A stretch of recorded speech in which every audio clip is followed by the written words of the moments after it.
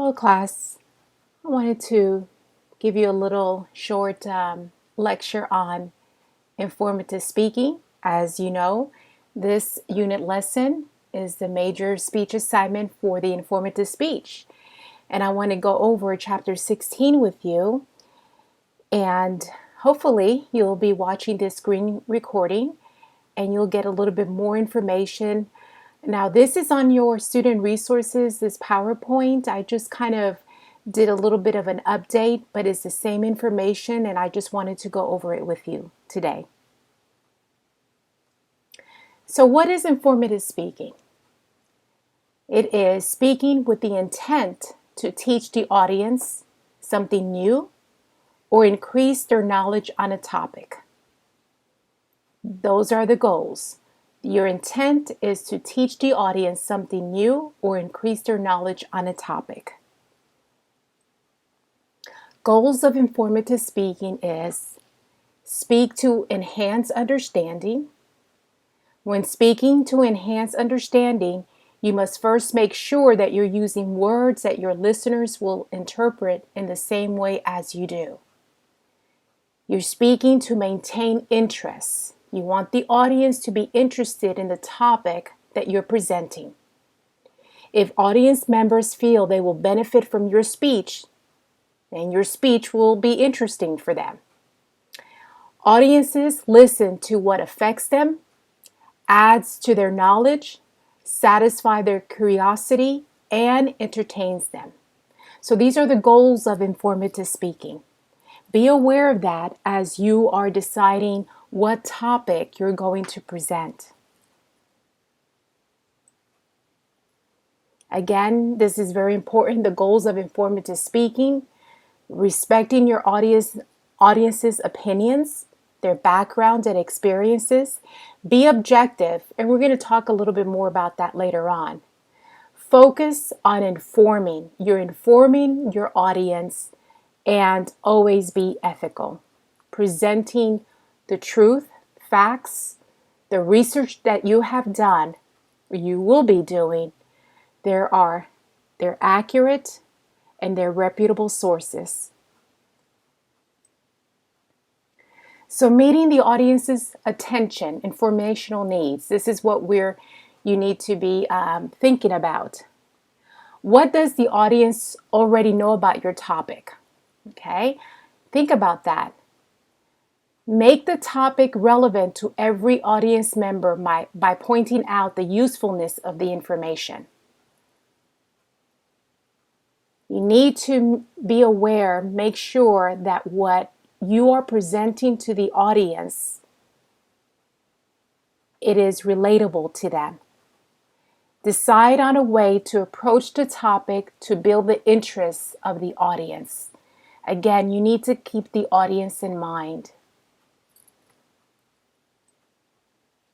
Informing, not persuading.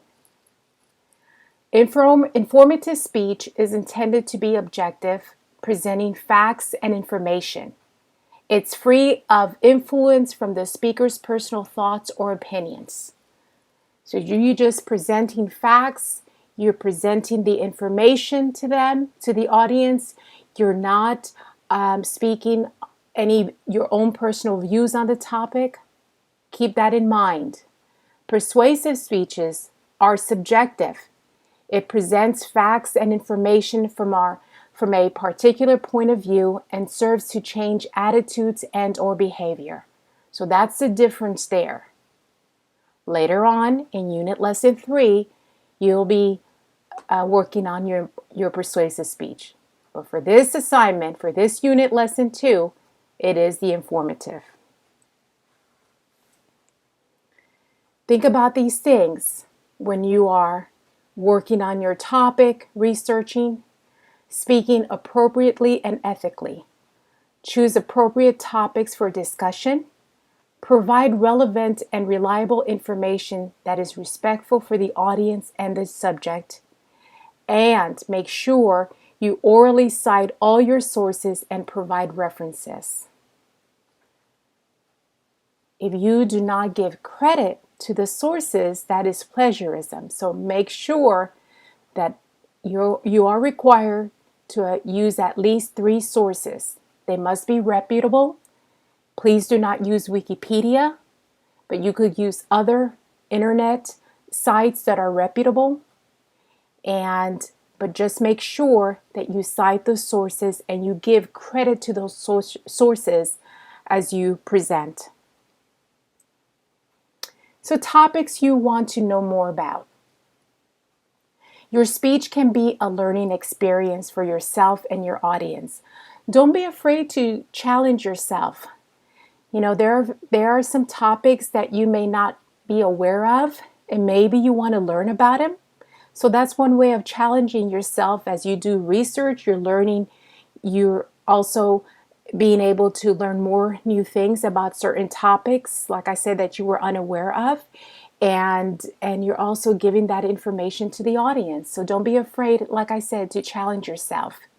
You may select a topic you know a little bit about and research more. Choose something interesting. You'll be investigating for the first time. Think about your values, your beliefs. So don't be afraid, again, to challenge yourself. So we're going to go and talk about topics for informative presentations. We're going to talk about more in depth about people, places, objects, events, processes, concept, issues, plans, and policy. Those all can be informative speeches, and we're going to discuss each one of them, an example of each one of them. So, if you choose a topic and it's about someone, and that someone can be famous or infamous, that person can be alive or deceased. So, you might do a biography of someone that you admire. So discuss the individual's uniqueness, human values, achievements. So think about that. I gave an example right here, Steve Jobs, who was famous, who did great work, and even after he has passed, he is still talked about because he left a legacy. He was unique. Talk about his human values and achievements. What did he do for the world? Think about how many of you own an Apple product. You might own an Apple phone, an Apple Watch, Apple Mac. So think about that. So if you choose someone, you're going to write about that individual and do a biographical profile on that individual. Like I said, it could be famous or infamous. It doesn't matter. Someone that you admire, that you have always wanted to know more about. You could choose places. You know, maybe there's a place that you've gone and you want to talk about that place and share what you experience. I talk about the culture of that place, the customs, traditions, history, geographical information, climate. Maybe you're from another country and you want to share this information to the audience. So you can choose any place. Objects. Objects is anything that is not human. It could be gadgets, vehicles, toys, portraits or paintings, animals and plants. Whatever you choose. That's another way of another topic for informative speaking. Another, you could choose to talk about an event. It could be past, present, or future, history. It could be a natural or man-made disasters, celebrations or occasions, wars and or assassinations, timelines, tragic or funny occurrences, sporting events. Think about, you might want to talk about, I don't know, I know that in the past I've had students talk about 9/11. I know many of you were not born at that time, but you might want to research on that. Again, it could be past and it could be what's happening now in today's world. You're just presenting that information to the audience. Keep in mind the goal is to enhance understanding, to present facts to the audience, to give them knowledge. Processes. Processes seek to explain how something works or how to do something. It could be a series of actions, changes, or functions that bring about a particular result. It could be demonstration, procedures, stages, cooking and drinking recipes. It's a process. Concepts, explaining a general idea, theory, principle, or abstract thought.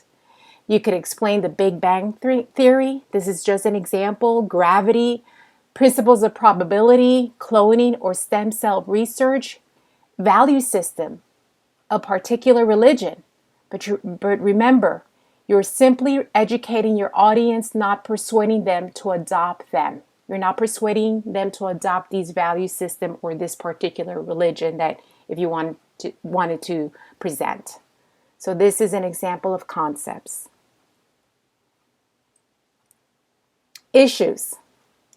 Now with issues, it's very important that it can be easily, if you're choosing an issue, you got to be careful with that because it could easily be turned into a persuasive speech.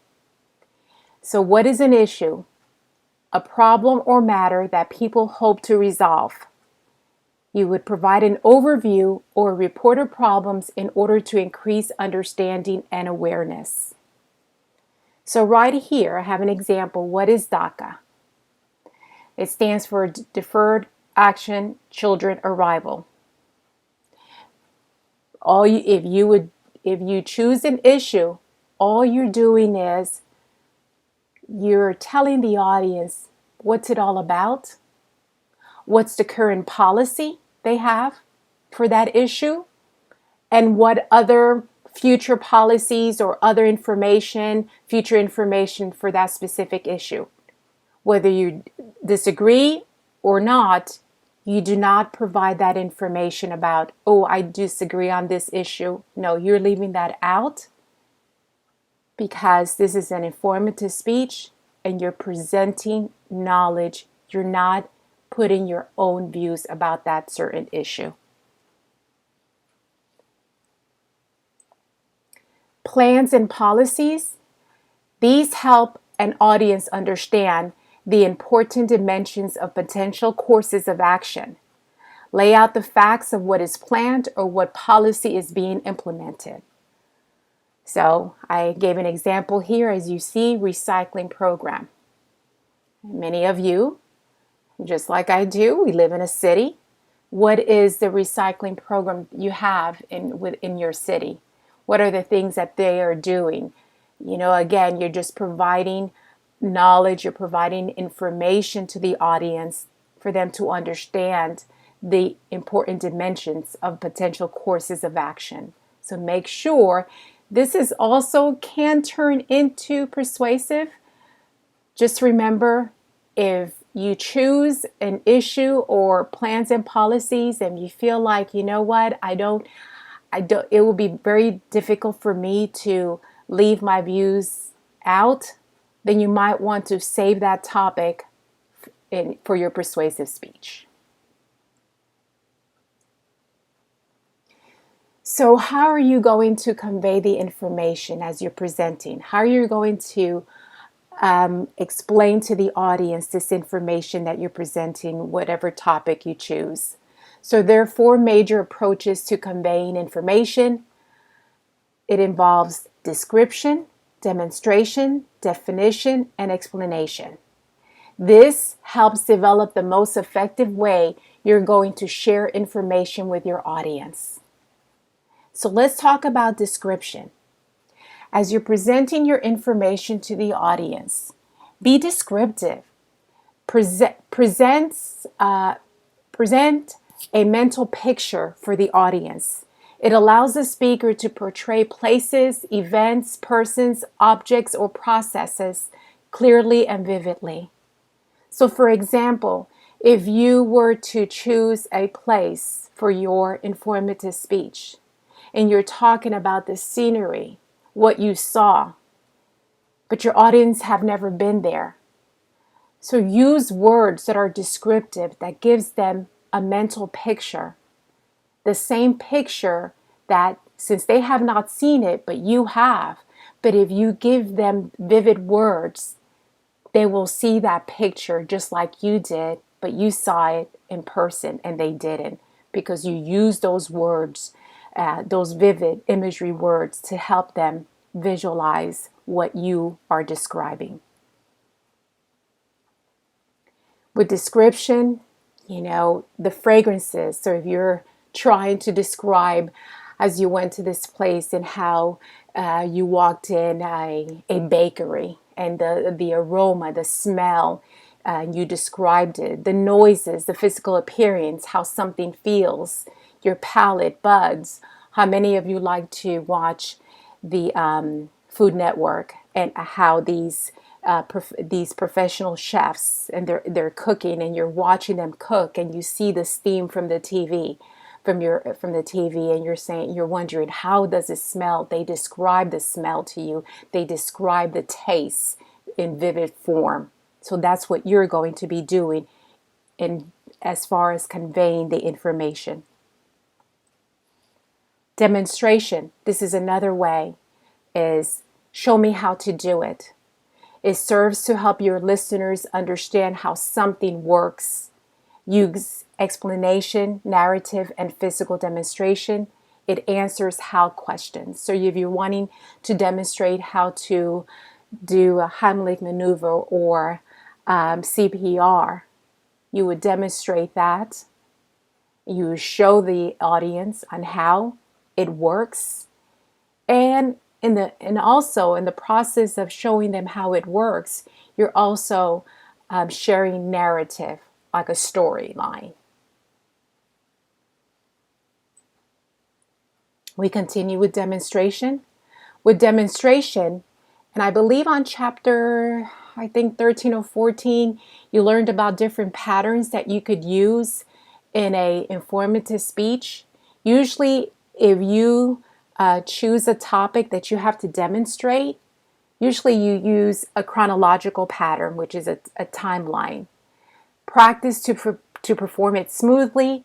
Use a clear statement of purpose and very straightforward organizational pattern.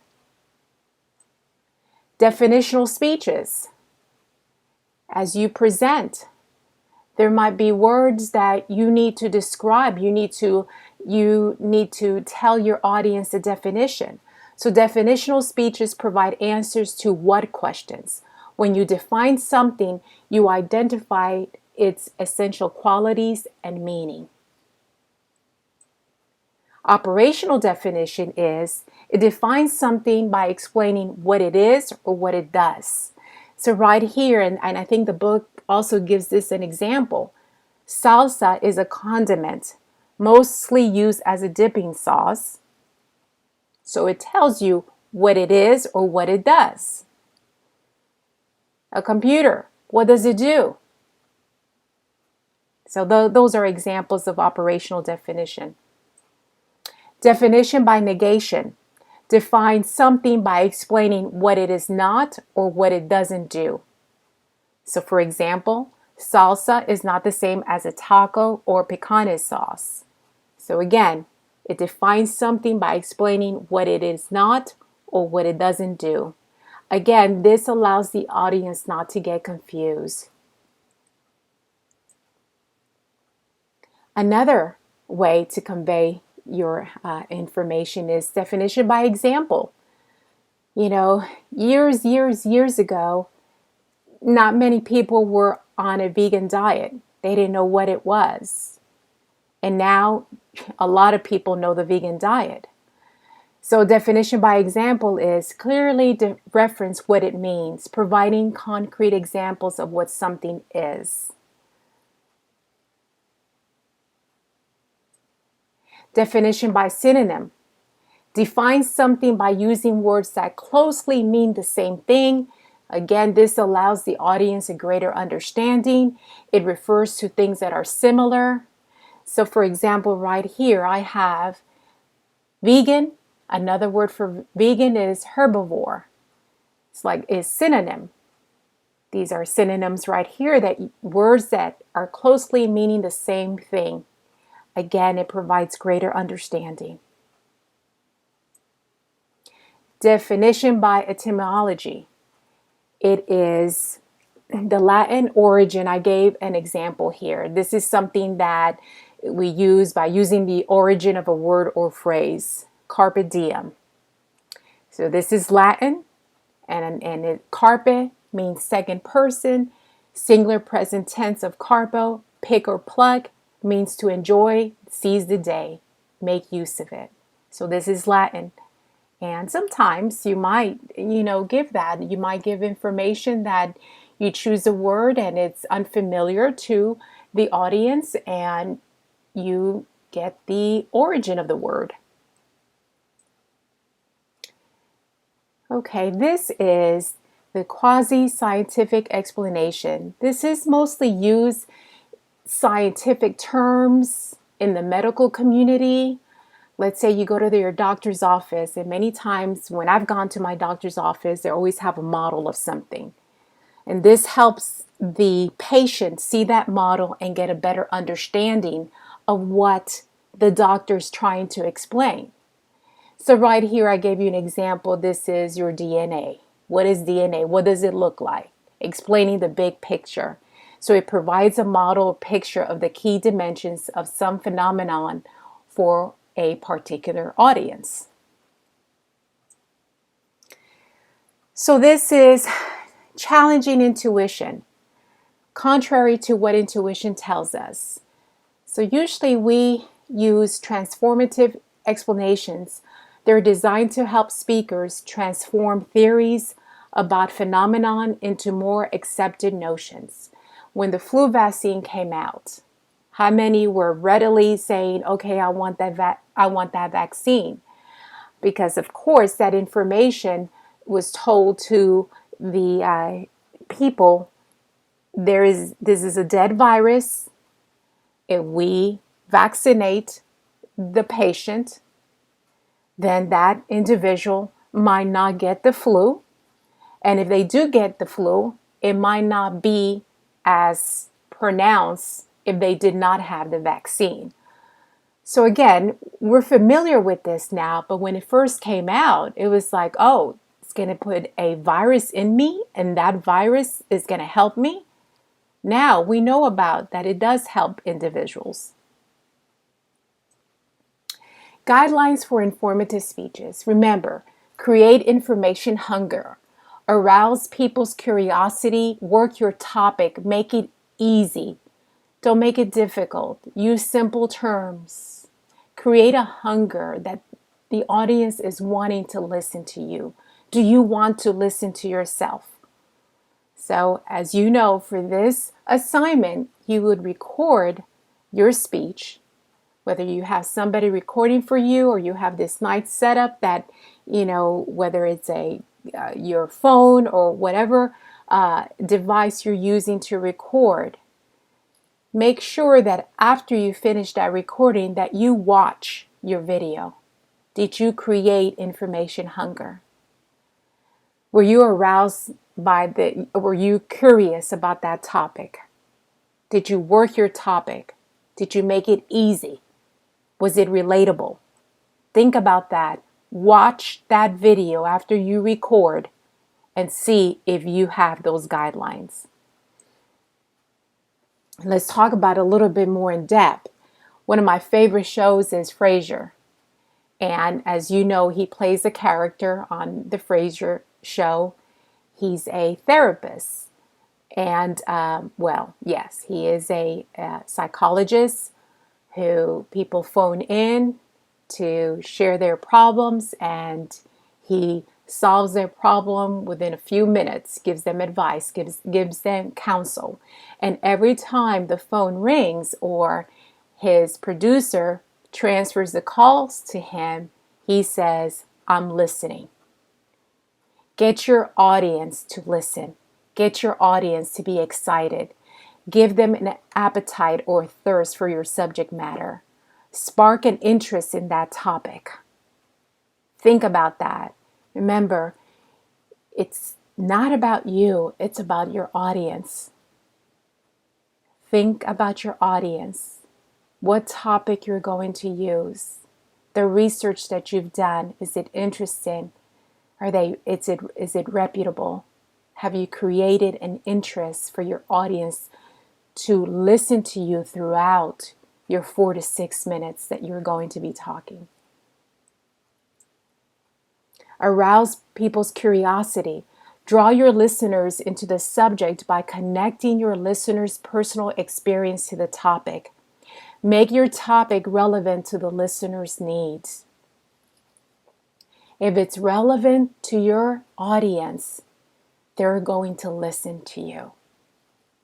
Keep that in mind. Work your topic.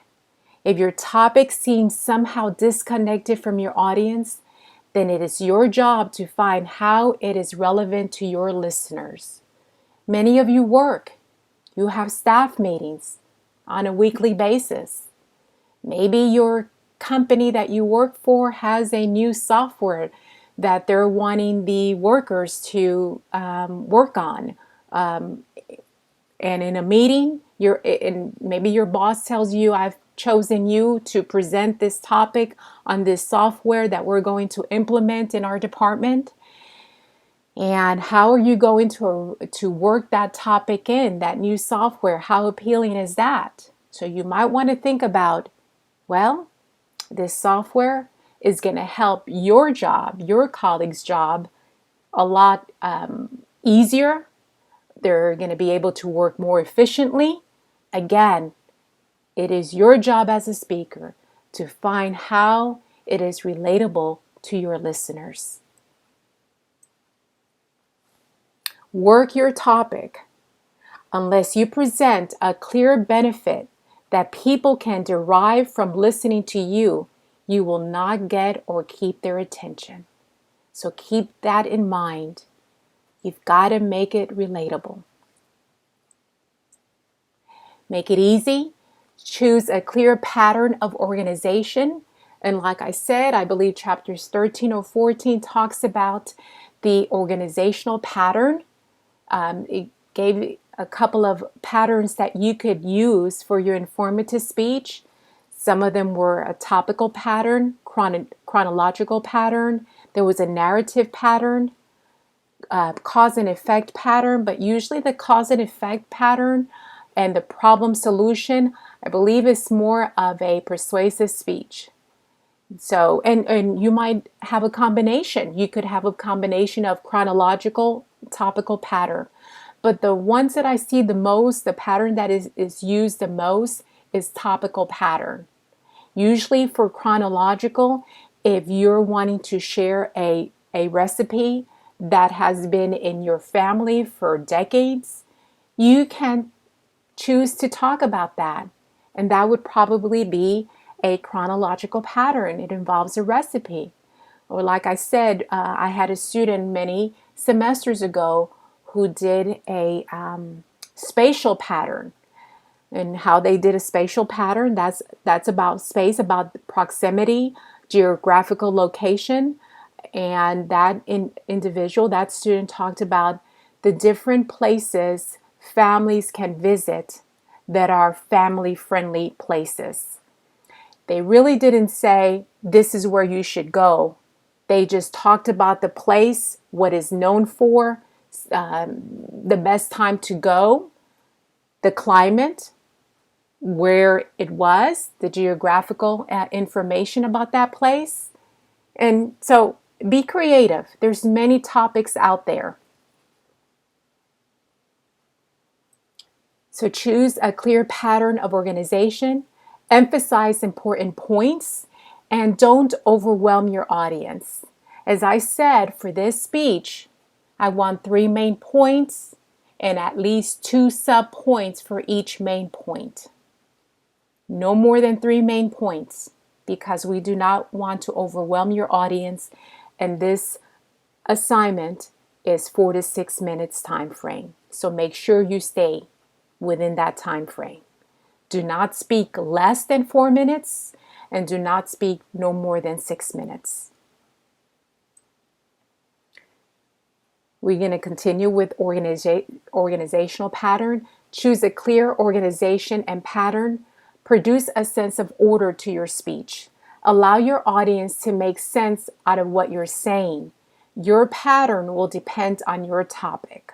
And like I said, if you choose to write about someone famous, someone you admire, you might probably use a chronological pattern.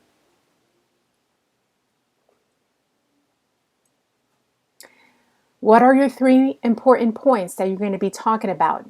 You will lose your audience if you're not clear on what you're saying.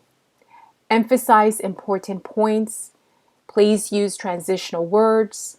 And in the screen recordings that especially with the outline screen recording, I do talk about to emphasize your important points, to use transitional words. And those transitional words are important because it allows you to, for the speech to flow smoothly. It allows for your audience not to get lost in your speech.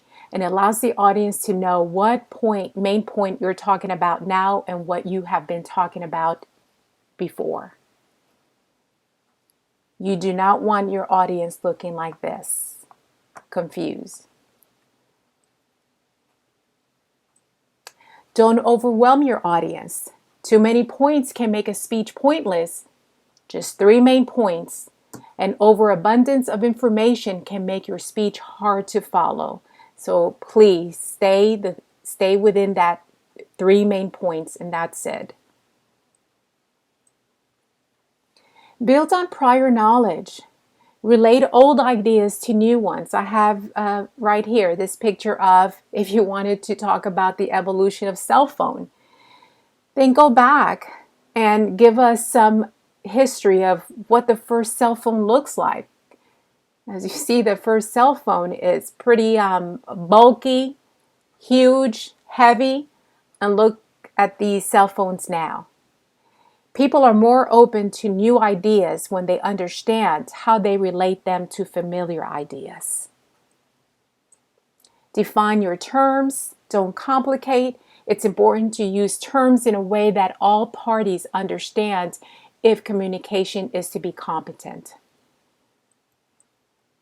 Use interesting and appropriate supporting examples.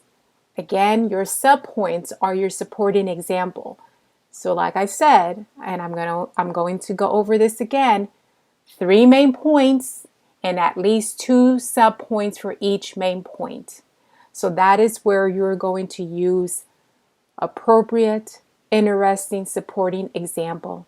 Select material that is interesting, exciting, and clear. Use them to reinforce your main ideas. And of course, with this major speech assignment, there is a PowerPoint assignment that you would have to create, design. The PowerPoint helps the audience follow and understand the information you present in your speech visually. This helps, so make sure that when you're designing your PowerPoint, that you have text and images. Do not use too much text, and use bullet points and have some image with the text. Don't overcrowd your slide with too much information, because then the information can get distorted, can get confusing. Bullet points. I have provided an example of a PowerPoint example on your in unit lesson 2 that this student had done in the past. Did a wonderful job in designing the PowerPoint, so make sure you view that. Also, I did say in my screen recording on the informative speech assignment, yes, like I said, a PowerPoint, you have to design one. The only thing is that if when you're speaking and your PowerPoint is right next to you, please do not give me your back or your side so that you can, click on the next slide. Because there's some students in the past that they turn their whole body and they give me their back view, and they're there for it might be just a couple of seconds, but it can be distracting. So make sure that if you're going to do that, then You might forego in showing the PowerPoint. You still have to submit it. But if you're going to keep your eyes focused on the PowerPoint and not looking to the recording device, then I would suggest that just submit the PowerPoint, because I'm going to grade the PowerPoint too. And just you could use your note cards. You've got 5 note cards that I've given you that you can use. But make sure on the note cards you have not written your whole speech. You have just written keywords or phrases to trigger your memory, and you're not looking at the note cards and reading it. You already have read your instructions as far as the informative speech about reading. Please do not read your speech. You know the heavy penalty in reading your speech, 70%, and that's it. And that's if you correctly have done all the other things that this assignment entails. So if you're going to be distracted and just looking at the PowerPoint, then just submit the PowerPoint and not show it in your recording, and just look at your audience. I did say an audience 3 to 5 people. If you cannot find 3 to 5 people, then please let me know in advance. I know some of you, because of COVID, you're not having gatherings, and I do understand that. So if you're not, I will not hold you on that with 3 to 5 in the audience. So make sure that you are looking at your recording device and that you are delivering your speech. You have practiced at least 5 to 7 times. In those 5 to 7 times, at least 20 minutes each time. And you're sounding conversational. You're sounding authoritative. You are an expert in the topic that you're presenting. I look forward to viewing your speeches, and I hope that this information has provided you with a little bit more resources and understanding of this assignment. Thank you for your time.